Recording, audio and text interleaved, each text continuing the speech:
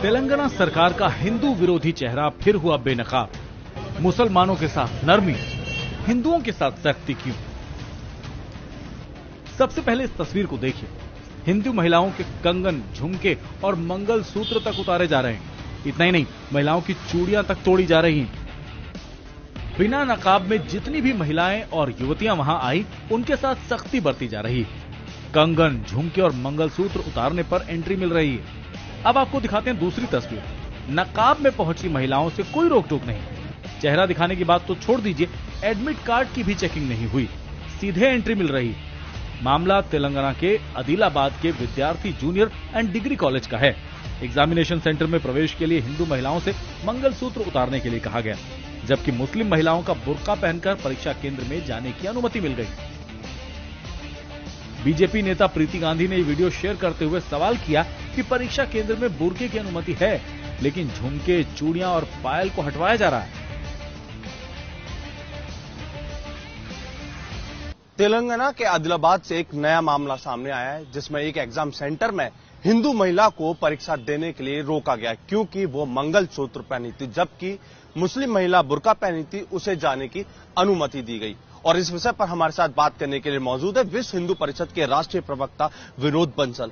Sir, Telangana में exam centre था, उसमें देखा गया कि हिंदू महिला थी, मंगलसूत्र पहनी थी, चूड़ी उतरवाने के लिए कहा गया, उससे बिच्छू उतरवाने के लिए, पायल उतरवाने के लिए कहा गया और कहा कि अगर आप इसने मंगलसूत्र पहना तो आप यहां पर एग्जाम नहीं दे पाएंगी और अनुमति नहीं है। तो वहीं दूसरी तरफ बुर्का पहनी मुस्लिम महिलाओं को अनुमति दे दी गई, उनसे कोई भी सवाल नहीं किया गया और प्रशासन ने भी उन्हें रोकने की कोशिश नहीं की। बिल्कुल, ये सिर्फ एक सेंटर पर नहीं, कई सेंटरों पर हुआ है।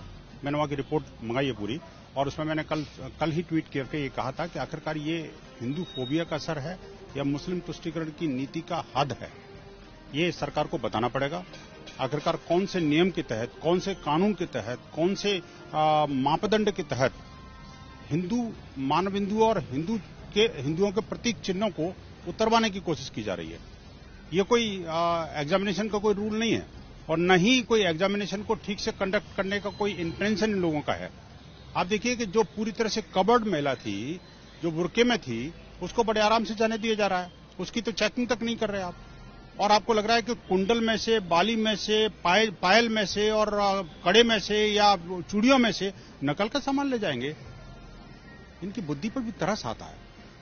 लेकिन बात बुद्धि की नहीं है, बात है सरकार की नीतियों की, बात है सरकार की मानसिकता की।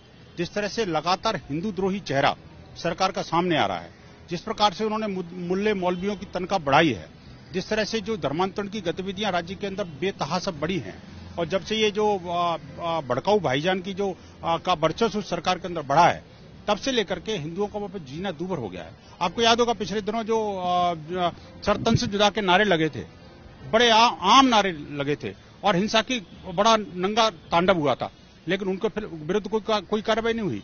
और उसके विरुद्ध एक नेता ने अगर कुछ बयान दे दिया तो उस पर कार्रवाई हो गई। वहीं हमने देखा कि वो जो हमारे हिंदू देवी देवताओं की मौकरी बनाने वाले को रेड कारपेट वेलकम दिया गया और हिंदू द्रोही चेहरों को खुले में छोड़ दिया जाता है। आखिरकार ये कौन सी तरीका है? विरोध करने के बावजूद भी उसको रेड कारपेट वेलकम देना और इस तरह से हिंदू बहन बेटियों के जो मंगल के सूत्र हैं या ये कहे कि जो उनके पहचान के जो चिन्ह हैं, उनको उतरवा करके आप क्या कहना चाहते हैं? मैंने सारा वहां से डिटेल मंगवाई है।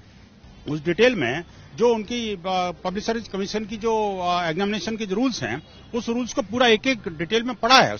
उसमें कहीं कंगन का जिक्र नहीं है, कहीं कांटे का जिक्र नहीं है, कहीं ईयरिंग का जिक्र नहीं है, कहीं पायल का जिक्र नहीं है, लेकिन उन सबको मंगलसूत्र का कोई जिक्र नहीं है। उन सबको उतरवा लो और बुर्के में पूरा कैद होकर के आप अंदर क्या छुपा के ले जा रहे हो, that is all welcome. What type of secularism we are playing it, that is very मैं कहूंगा कि सरकार की जो हिंदू द्रोही मानसिकता है, जो मुस्लिम तुष्टीकरण की जो मानसिकता है, उसकी पूरी तरह से कलई खुल चुकी है। अब सरकार को जो है इस बारे में जवाब देना चाहिए और हिंदू समाज में चुप नहीं बैठेगा।